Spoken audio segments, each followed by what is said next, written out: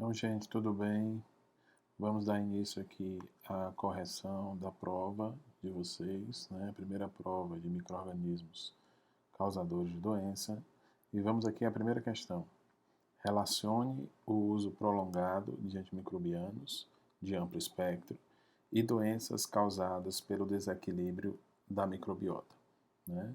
Então, a questão pede para você relacionar o uso prolongado de antimicrobianos de amplo espectro e a ocorrência de doenças do desequilíbrio da microbiota. Veja, nessa questão você precisava dizer o seguinte, né? O uso por muito tempo de antimicrobianos de amplo espectro, eles reduzem muito a microbiota e eles reduzem de forma seletiva, ou seja, quem for sensível àquele antimicrobiano, ele vai diminuir sua população, né? Então, considerando que esses micro-organismos que terão sua população reduzida fazem parte da microbiota e garantem ou dificultam que outros micro-organismos, eventualmente patogênicos, se multipliquem, terão sua população diminuída. Dessa forma, você teria a proliferação de micro-organismos patogênicos que não são normalmente habitantes da microbiota. Tá? Outro problema mais comum, né, seria a destruição de parte da microbiota normal. E aí, com destruição de parte dessa microbiota normal, você teria a proliferação dos micro-organismos que são da microbiota, mas que são resistentes à maioria dos fármacos, né? Essa é uma doença relativamente comum, conhecida como colite pseudomembranosa, que é ocasionada pela redução geral da microbiota do intestino e a multiplicação descontrolada de uma bactéria conhecida como Clostridium difficile. Tá? Então, é um desequilíbrio da microbiota, né? Porque nós temos um micro-organismo que é habitante normal da microbiota, e aí nós temos a proliferação e a doença, né? A colite pseudomembranosa. Né? Outras doenças, como por exemplo pano branco e outras afecções da pele, também podem ser ocasionadas pela destruição da microbiota. A própria candidíase vaginal, por exemplo, pode ser também advinda da destruição da microbiota, sobretudo os lactobacilos, né, popularmente conhecidos como bacilos de Doderlein, que habitam a mucosa vaginal. Quando destruídos pelo uso prolongado de antimicrobianos, podem deixar de inibir o crescimento da levedura cândida. E aí nós temos o desenvolvimento da patologia candidíase, no caso, candidíase vaginal. Tá joia? Então, nessa questão, era você relacionar a destruição seletiva da microbiota com a multiplicação de alguma espécie, e essa espécie que não era patogênica, estava ali comensal, né? No máximo oportunista, e aí, nesse caso, passa a ocasionar uma doença. Tá joia? Redução da microbiota. Com a redução da microbiota, outros micro-organismos podem invadir aquele ambiente, ou então os próprios micro-organismos da microbiota, eles se multiplicam excessivamente e podem causar doenças, como foram os dois exemplos que eu dei para vocês. Tá joia? Então vamos aqui agora à segunda questão. Considere o texto abaixo e classifique a interação medicamentosa presente em sinérgica, antagônica ou aditiva quanto ao efeito antimicrobiano. Justifique sua resposta. Então, o texto vai falar de uma associação entre o antimicrobiano probenicida e o agente uricosúrico probenicida. Né? Olha o que acontece. A amoxicilina é uma penicilina da classe dos antibacterianos beta-lactâmicos e a probenicida é um agente uricosúrico que age diminuindo a absorção de ácido úrico e aumentando assim a sua excreção. Então, a probenicida é um medicamento utilizado para diminuir as concentrações plasmáticas de ácido úrico, ao passo que a amoxicilina é um antibiótico que você já conhece. Então, veja, a probenicida pode aumentar as concentrações plasmáticas e a meia-vida das penicilinas. O mecanismo é a inibição competitiva pela probenicida, que interfere na secreção tubular renal das penicilinas. Veja, o que acontece? A presença da probenicida diminui a secreção tubular de penicilinas. A secreção tubular, ela contribui para a excreção de um fármaco ou de um metabólito de forma geral. Dessa forma, a gente tem o seguinte: quando eu uso esses dois agentes combinados, como o próprio texto já sugere, eu tenho o aumento das concentrações plasmáticas e o aumento da meia-vida das penicilinas. O que é que isso quer dizer? Que a ação final da amoxicilina, ela é aumentada. Por quê?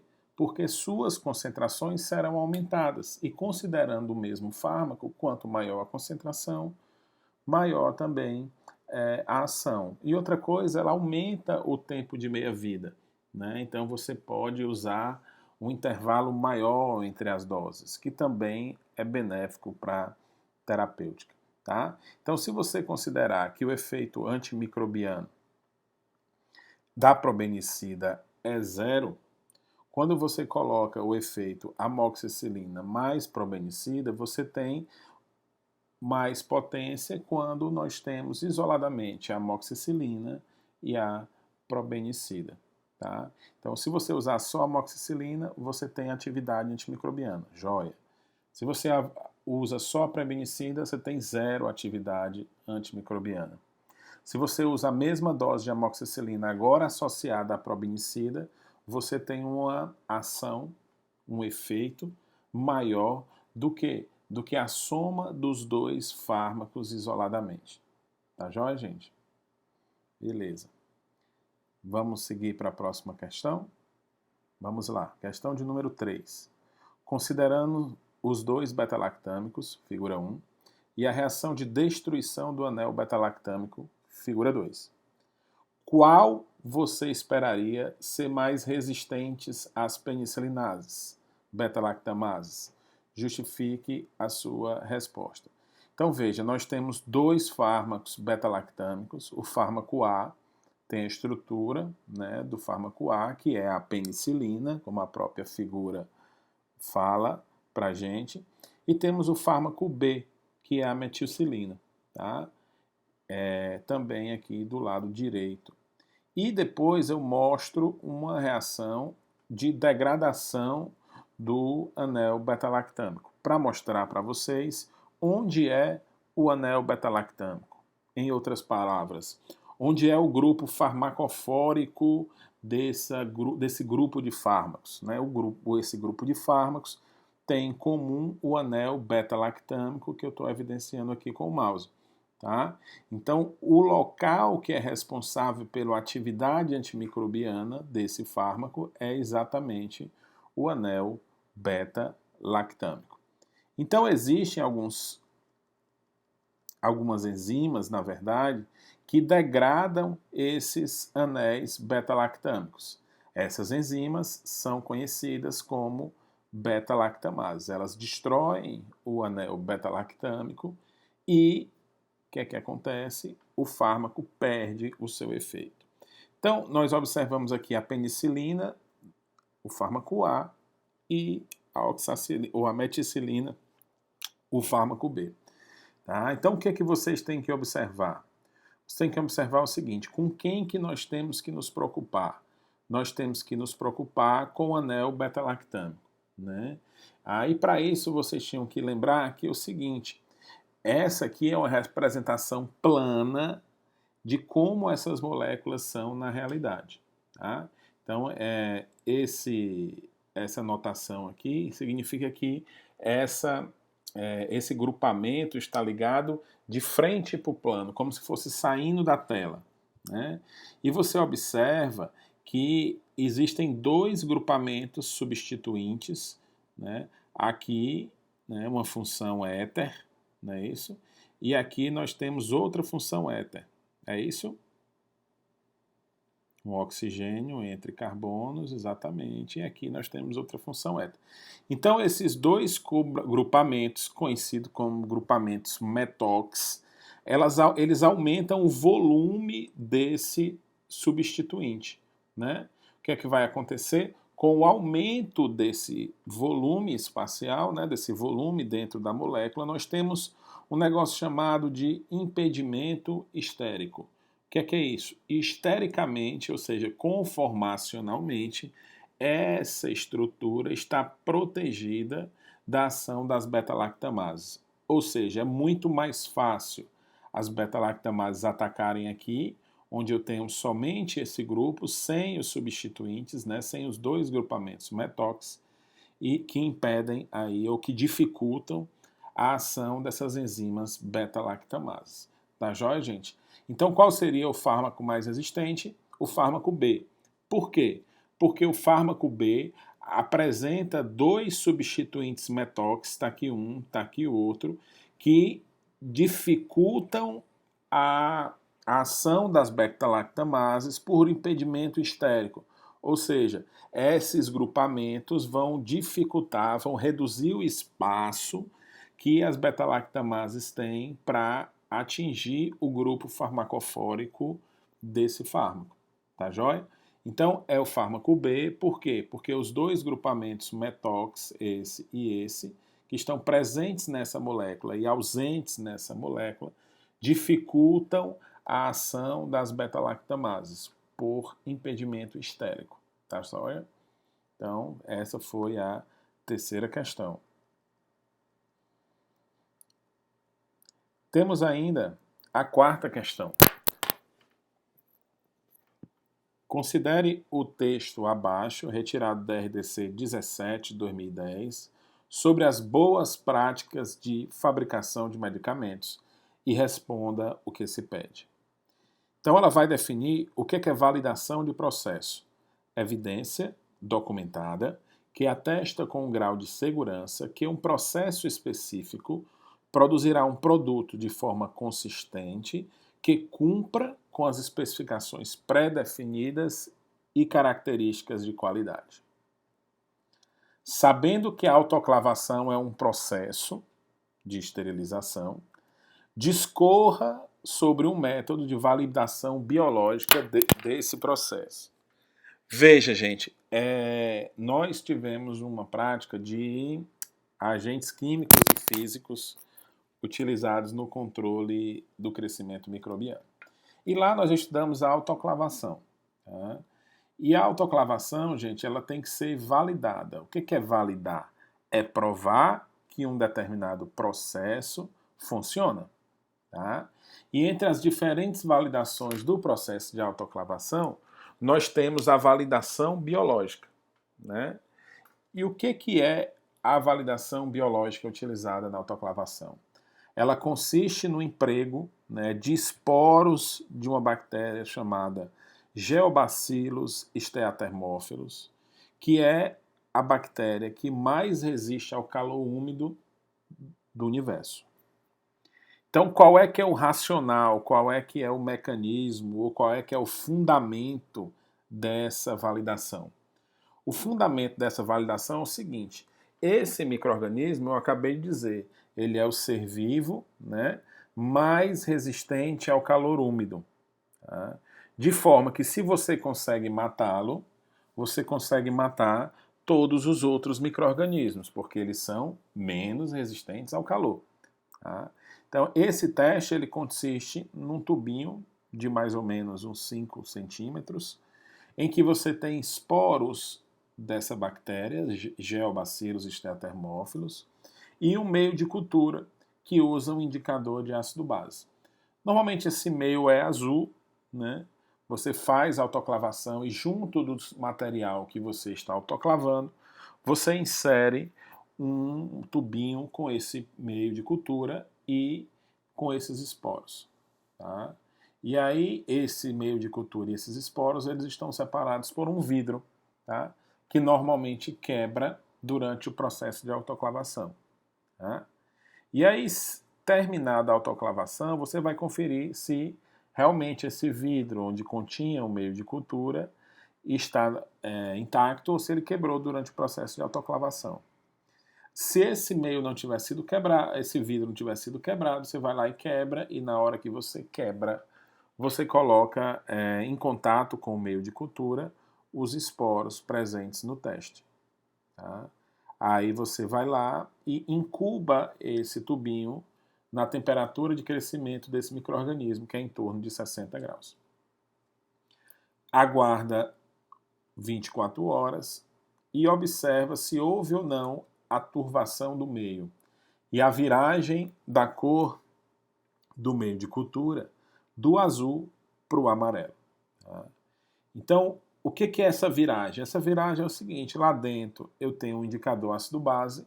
Se o micro-organismo sobreviveu à autoclavação, ele vai fermentar os carboidratos presentes naquele meio de cultura, vai produzir ácido e aí diminuir o pH e virar a cor do indicador de pH do azul para o amarelo.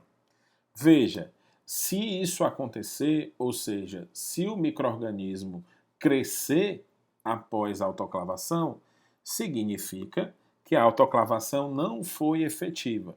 Portanto, o procedimento não foi validado. Se, pelo contrário, você tem o não crescimento do micro-organismo, ou seja, o meio permanece azul mesmo após a incubação durante 24 horas, o que é que você está observando? Você está observando que o seu processo de autoclavação foi capaz de destruir o micro-organismo que mais resiste ao calor úmido, que é o tipo de calor empregado pelo autoclave. E aí você conclui que o seu processo está validado. Por quê? Porque o seu processo mata o micro-organismo mais resistente. Se mata o mais resistente, ele mata com certeza os outros, ou seja, todos os outros micro-organismos, fora aquele que você acabou de testar. Tá joia? Vamos agora, gente, à quinta questão. Considere o material informativo sobre o meio de cultura abaixo. Aí, isso aqui simplesmente é uma bula de um meio de cultura, né, o que vem junto com o meio de cultura. Aqui no final você tem o nome do meio de cultura, né, agar, eosina, azul de metileno. E aí, na questão, eu peço para você classificar o meio quanto à finalidade, seletiva ou diferencial, quanto ao estado físico, sólido, líquido ou semissólido, e quanto à composição, complexo ou quimicamente definido. Justifique cada uma das classificações utilizando elementos do manual do meio que foi fornecido. Veja, seletivo ou diferencial. Então vamos lá, gente. A gente tem aqui, ó, que E. coli, micro-organismo E. coli, tem bom crescimento e apresenta o quê? Um brilho verde metálico. Tá? Então, é diferente, por exemplo, da Klebsiella pneumoniae. A Klebsiella pneumoniae cresce rosa. Nossa, que interessante! O mesmo meio de cultura deixa bactérias diferentes crescerem com aspectos diferentes, ou seja, ele é um meio diferencial. Tá? Mas aí ele fala lá, diferencial, vírgula, seletivo. Será que ele é um meio seletivo? Vamos ver. É um meio para isolamento de bactérias entéricas gram-negativas. Veja que ele prioriza o crescimento de algumas bactérias. Tá? Então ele diz é um meio para isolamento de bactérias entéricas gram-negativas. Certo? Então, ele é um meio que prioriza o crescimento de algumas bactérias em detrimento a outras, né? Por quê? Porque ele é um meio para isolamento de bactérias entéricas gram-negativas. Então, ele também é um meio seletivo.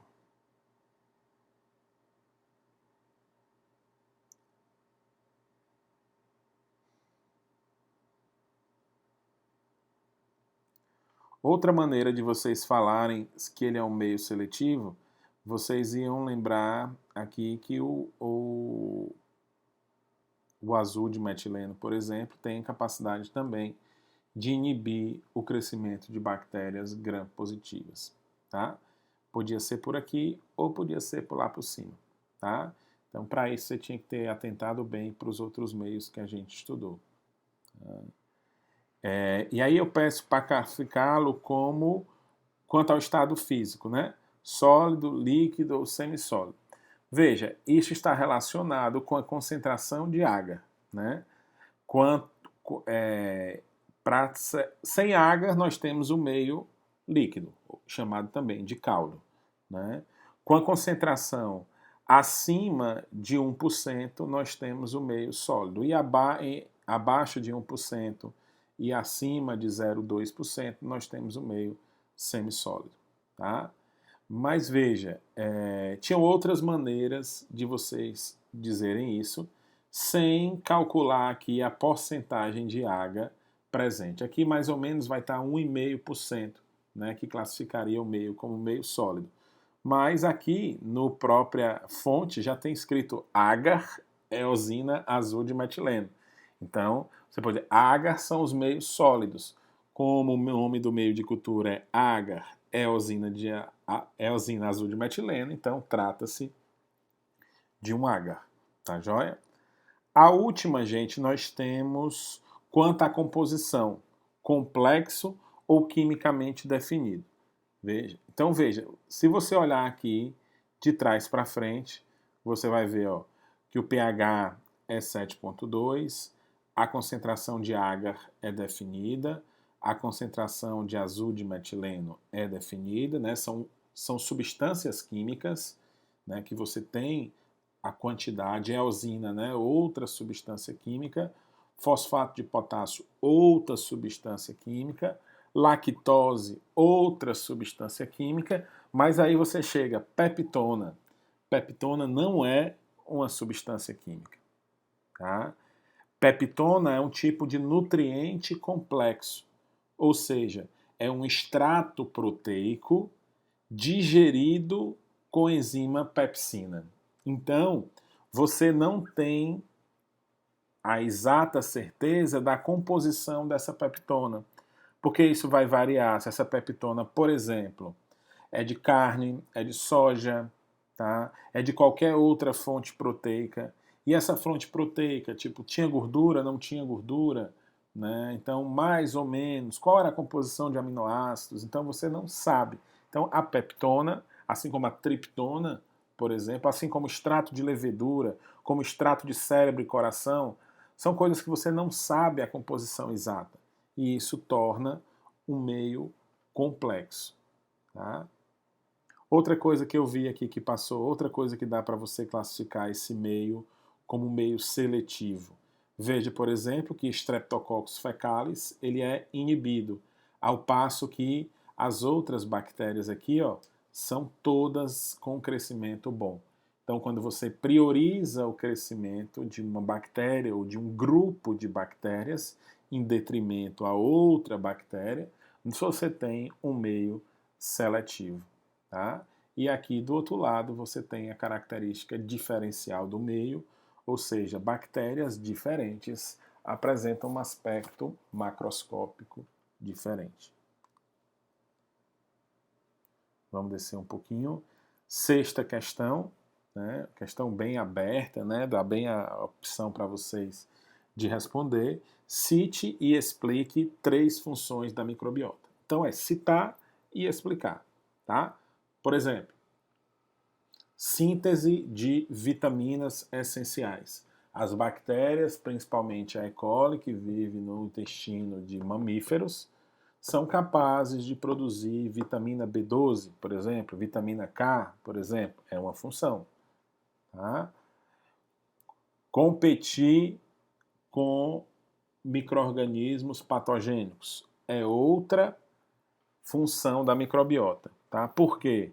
Porque quando a microbiota está presente, né, em concentrações adequadas, ela compete com micro-organismos patogênicos. Compete de que forma?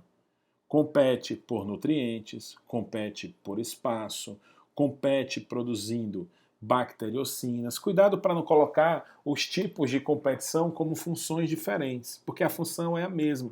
Tá? Qual é a função? inibir o crescimento de bactérias patogênicas. Só que para isso há vários mecanismos. Tá? Você não precisava citar todos, né? Bastava citar um, mas se quiser brilhar e citar todos, não há problema nenhum. Tá? Outra coisa importante da microbiota, né? Desenvolvimento do sistema imunológico. Né? Então é importante para o desenvolvimento do sistema imunológico, tanto para o desenvolvimento da capacidade de combater infecções, como também evitar alergias, por exemplo, que você tenha contato com antígenos, né, iguais, né, ou semelhante aos antígenos presentes nos patógenos. Tá?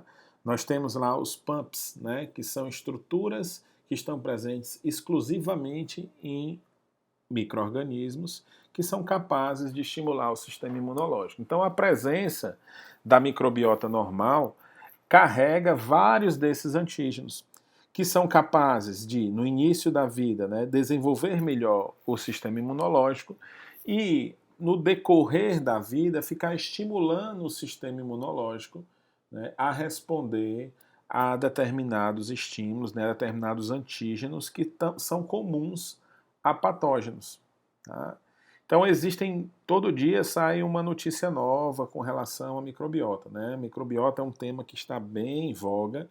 Né? Há relações da microbiota, por exemplo, com obesidade, com autismo, né? Com deficiência intelectual. Né? Então toda a vida vocês vão ver aí a microbiota associada a mais uma coisa. Tá? Então aí eu dei alguns exemplos de como vocês podem citar e explicar funções da microbiota. Nós temos agora a sétima questão. Sétima questão diz a seguinte frase: critique a afirmação. O fármaco fluconazol apresenta ação antibacteriana. Qual que é a resposta simples dessa questão? O fluconazol é um medicamento que atua no metabolismo do ergosterol. Bactérias não produzem ergosterol. Se não produzem ergosterol, esse fármaco é inefetivo contra elas. Essa é a resposta dessa questão. Tá? Eu estou falando da ação antibacteriana, então você tem que dizer que esse fármaco ele atua sobre uma via metabólica que não há nas bactérias. Tá? Se não há, você não tem a ação. Tá? É só isso. Em 2 frases você consegue responder essa questão. Tá joia? Vamos mais. 8ª questão.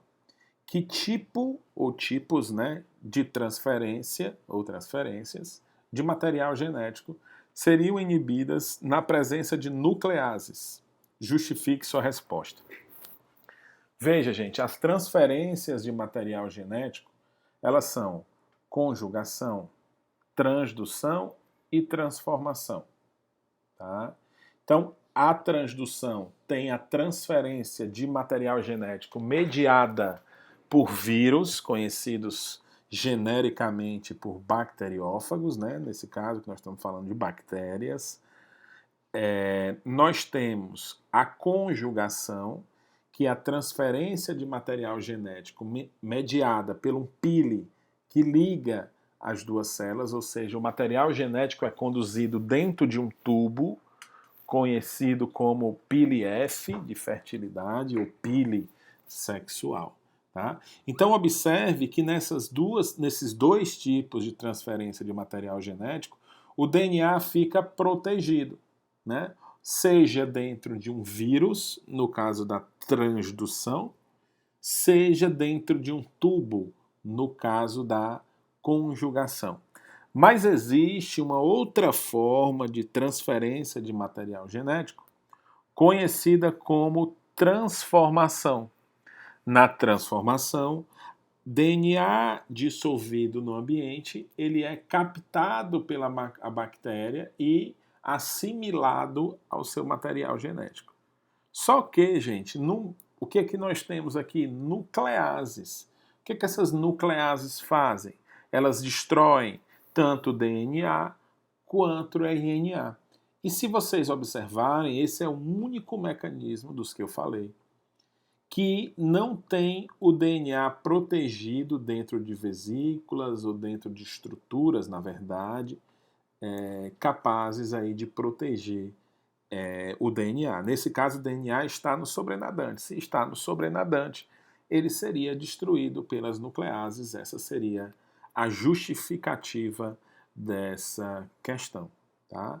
Então, você aqui tinha que mostrar que você conhecia os mecanismos de transferência e sabia como cada um deles funcionava. Porque assim você conseguiria garantir, né, de que qual seria atrapalhado pela presença dessas enzimas. Tá? Vamos em seguida, quase acabando, questão de número 9. Considerando um sumário de urina, responda as perguntas abaixo. Por que deve-se desprezar o primeiro jato? Ou equivalente, coletar apenas o jato médio, ou coletar o jato médio? Veja, gente, a porção final da uretra, né, ela é colonizada por micro-organismos, né, da microbiota normal em situações fisiológicas. Então, a presença de bactérias na porção final da uretra é compatível com a saúde, é normal, faz parte da microbiota, é uma condição fisiológica. Então, a urina, que antes de chegar a essa porção da uretra é estéril, pode ser contaminada por essas bactérias que lá vivem, esses micro-organismos que vivem na porção final da uretra. Então, costumamos desprezar o primeiro jato porque nós queremos as bactérias que estão causando a infecção e não as bactérias que compõem a microbiota da uretra. Então, esse primeiro jato, ele visa remover essas bactérias ou tirá-las da análise que nós vamos fazer. Tá? Então, por isso, devemos desprezar o primeiro jato, porque estamos interessados apenas nas bactérias que estão causando uma provável infecção urinária e não nas bactérias que simplesmente compõem a microbiota. Tá joia? Gente, a letra B pergunta o seguinte: o que significa a presença de nitritos? Por quê? Veja, gente, a presença de nitritos na urina.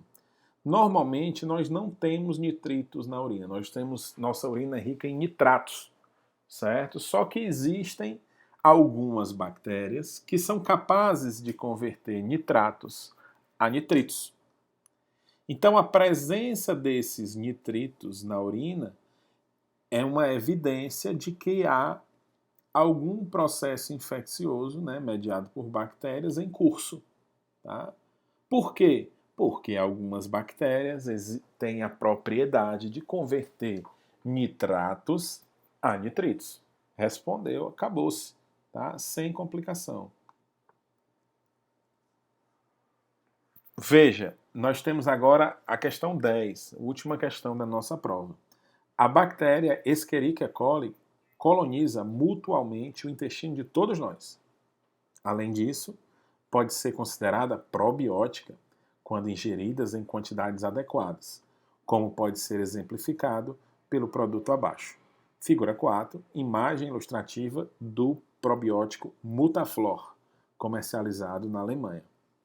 Destaque para a composição 2,5 a 25, 10 elevado a 9 unidades formadoras de colônia de E. coli por cápsula.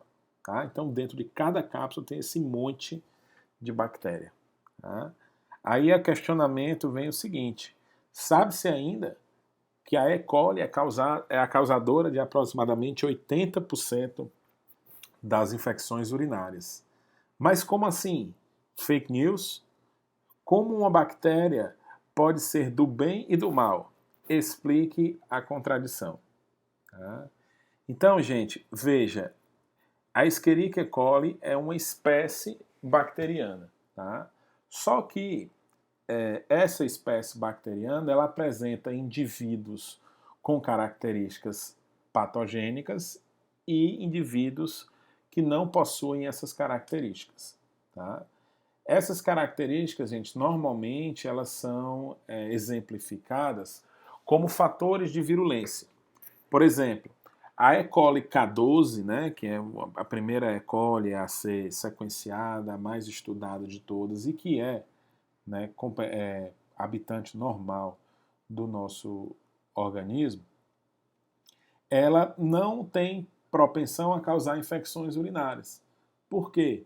Porque faltam para ela fibras adesivas capazes de aderir à mucosa da uretra. Tá? Então você tem, assim como você tem indivíduos altos, indivíduos baixos na espécie humana, indivíduos loiros, indivíduos morenos, indivíduos fortes, indivíduos mais franzinos, na espécie Escherichia coli você também tem características diferentes entre os indivíduos, que são geneticamente determinadas. Certos indivíduos têm genes relacionados a fatores de virulência. Ou seja, fatores, proteínas, características capazes de tornar aquele micro-organismo patogênico. Tá? Então nós temos o quê? A E. coli que causa a doença, a infecção urinária, ela é conhecida como Escherichia coli uropatogênica. Ela é um UPEC. Tá? Existem várias cepas ou vários patotipos de Escherichia coli. Nós temos a ETEC, né, que é a Escherichia coli, produtora de enterotoxinas. Nós temos a EPEC, né, que é a enteropatogênica. Nós temos a EREC, que é enterohemorrágica. Tá? Tem vários patotipos de E. coli. Então, são tipos diferentes de E. coli. Como são patogênicas, nós chamamos de patotipos. E qual a diferença entre elas? São genes que conferem a essas bactérias fatores de virulência. Tá? O que são esses fatores de virulência? Como o próprio nome sugere, são fatores que auxiliam aquela bactéria a ficar mais tempo no organismo ou a destruir alguma estrutura do organismo. Tá? Então é por isso que nós temos aparentemente o mesmo micro-organismo, funcionando como probiótico, porque, por exemplo, produz vitamina que a gente já falou há pouco, que compete com outros micro-organismos, que também já falamos há pouco, mas existem patotipos desse micro-organismo que podem causar doença, inclusive no intestino. Basta que eles tenham os chamados fatores de virulência, certo? Que são genes, né, que são estruturas, propriedades que fazem com que esses indivíduos passem a prejudicar o hospedeiro, né, de forma a causar a doença. Tá, gente? Obrigado, né? Boa sorte para a próxima prova, né? A reflexão vocês já leram, né, durante a prova. E boa sorte na próxima prova. E lembre-se, né, que muitos conceitos, muitas dicas que eu dei aqui na resolução das questões podem servir também para vocês fazerem a prova. Tá joia? Um grande abraço.